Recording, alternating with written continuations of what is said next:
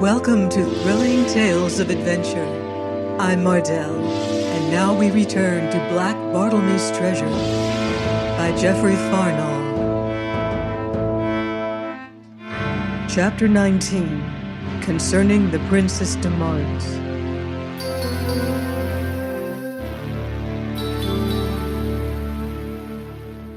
For a while she stood, looking down on me, and I, meeting that look, glanced otherwhere, yet conscious of her regard, stirred uneasily, so that my irons rattled dismally. "Sir," says she at last, but there I stayed her. "Madam, once and for all, I am no sir." "Martin Conisbee," she amended in the same gentle voice, "Master Penfeather telleth, you refused the honorable service I offered. I pray you wherefore?" "Because I've no mind to serve a Brandon." "Yet you steal aboard my ship, Master Conisbee. You eat the food my money hath paid for. Doth this suffice your foolish stubborn pride?" Here finding naught to say, I scowled at my fetters and held my peace, whereat she sighed a little, as I had been some fretful, peevish child. "Why are you here in my ship?" she questioned patiently. "Was it for vengeance? Tell me," she demanded, "is it that you came seeking yet your wicked vengeance?" "Mine is a just vengeance." "Vengeance, howsoever just, is God's. Leave it unto God."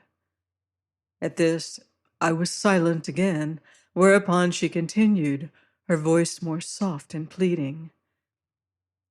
"Even though my father had indeed wronged you and yours, how shall his death profit you?" "Ha!" I cried, staring up at her troubled face. "Can it be you know this for very truth at last? Are you satisfied of my wrongs and know my vengeance just? Have you proof of Sir Richard's black treachery? Confess." Now at this her eyes quailed before my look, and she shrank away. "God forgive him," she whispered, bowing stately head. "Speak," says I fiercely, "have ye the truth of it at last?" "'Tis that bringeth me here to you, Martin Conisbee, to confess this wrong on his behalf, and on his behalf to offer such reparation as I may. Alas, for the bodily sufferings you did endure, we can never atone, but in all other ways—" "Never," says I, scowling. "What is done, and I am what I am. But for yourself his sin toucheth you no whit." "How?" cried she passionately. "Am I not his flesh, his blood? 'Twas but lately I learned the truth from his secret papers, and oh, 'twas all there, even the price he paid to have you carried to the plantation. So I am come pleading your forgiveness for him and for me, to humble myself before you. See, thus upon my knees." Now beholding all the warm beauty of her, as she knelt humbly before me, the surge and tumult of her bosom, the quiver of her red lips, the tearful light of her eyes, I was moved beyond speech, and ever she knelt there, bowed and shaken in her mute abasement. "My Lady Joan," said I at last, "for your pure self I can have naught to forgive. I, that am all unworthy to touch the latchet of your shoe. Rise, I pray." "And for my father," she whispered, "alas, my poor miserable father—" "Speak not of him," I cried. "Needs must there be hate and enmity betwixt us until the end." So was silence a while, nor did I look up, dreading to see her grief. "Your face is cut, Martin," said she at last very softly. "Suffer that I bathe it."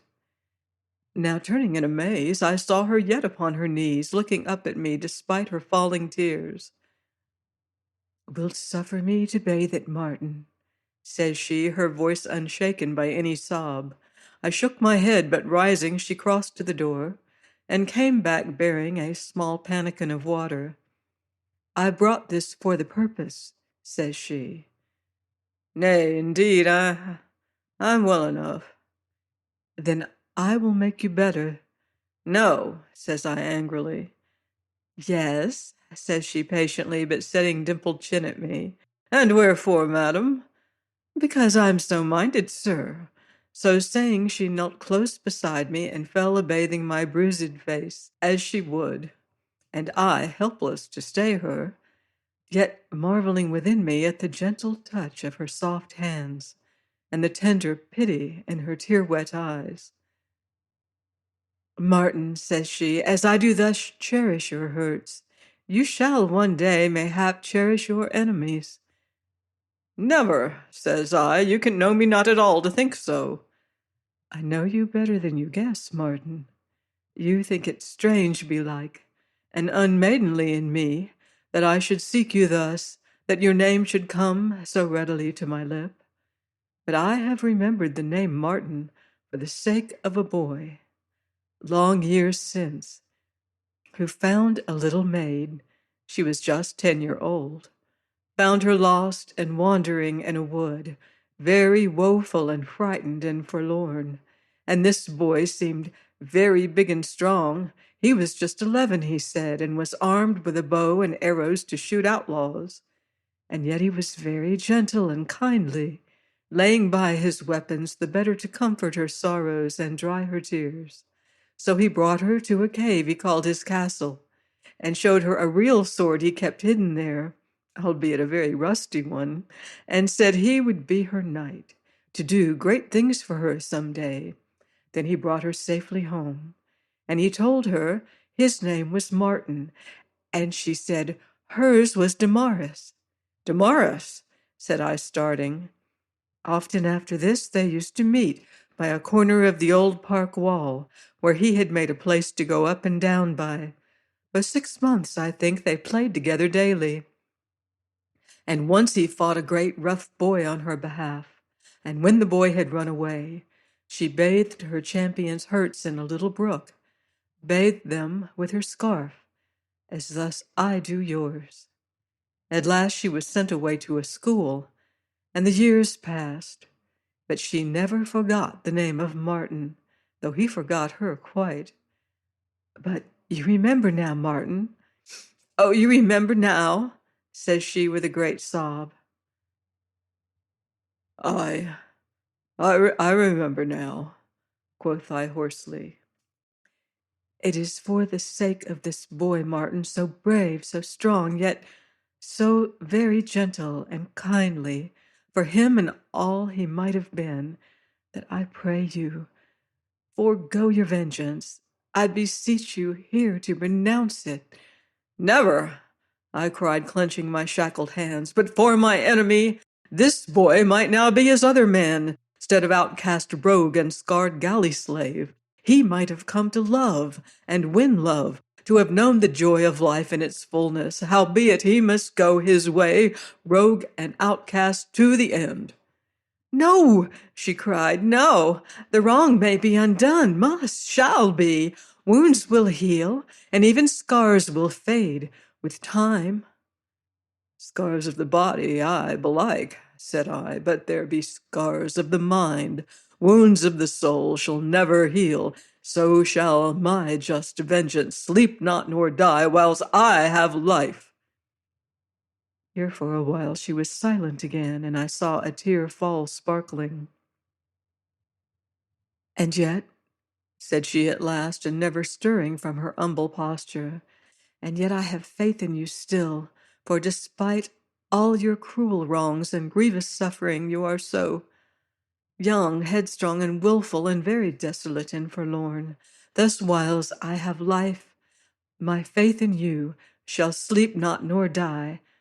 Yet greatly do I pity. Pity, says I fiercely, you were wiser to hate and see me hanged out of hand. Poor soul, she sighed, and rising laid one white hand upon my shackled fist. And yet mayhap you shall one day find again your sweet and long-lost youth, Meanwhile strive to be worthy a sorrowing maid's honest pity. Pity, says I again, 'tis akin to love, so give me hate.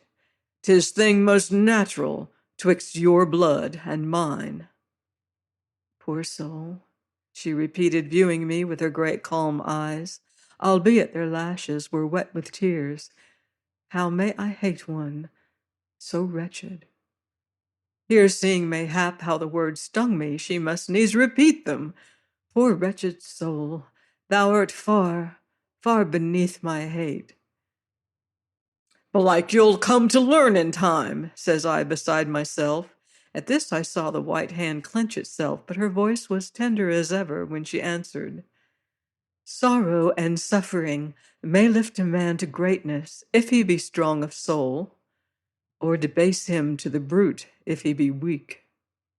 Why then, says I, begone to your gallants, and leave me to the brutes. Nay, first will I do that which brought me. And she showed me the key of my gyves. Let be, I cried. I seek no freedom at your hands. Let be, I say. As you will, says she gently. So endeth my hope of righting a great wrong. I have humbled myself to you tonight, Martin Conisbee. I have begged and prayed you to forego your vengeance, to forgive the evil done, not so much for my father's sake as for your own, and this because of the boy I dreamed a man ennobled by his sufferings, and one great enough to forgive past wrongs, since by forgiveness come regeneration. Here ends my dream, alas. You are but rogue and galley slave after all. So shall I ever pity you greatly, and greatly despise you. Then she turned slowly away and went from me, closing and locking the door, and left me once more in the black dark, but now full of yet blacker thoughts. To be scorned by her, and she a Brandon. And now I, miserable wretch that I was, giving no thought to the possibility of my so speedy dissolution, raged in my bonds, wasting myself in futile imprecations against this woman who, as it seemed to me in my blind and brutish anger, had but come to triumph over me in my abasement. Thus of my wounded self-love did I make me a whip of scorpions, whereby I knew an agony beyond expression. Please join me next week for more action on the high seas, on thrilling tales of adventure.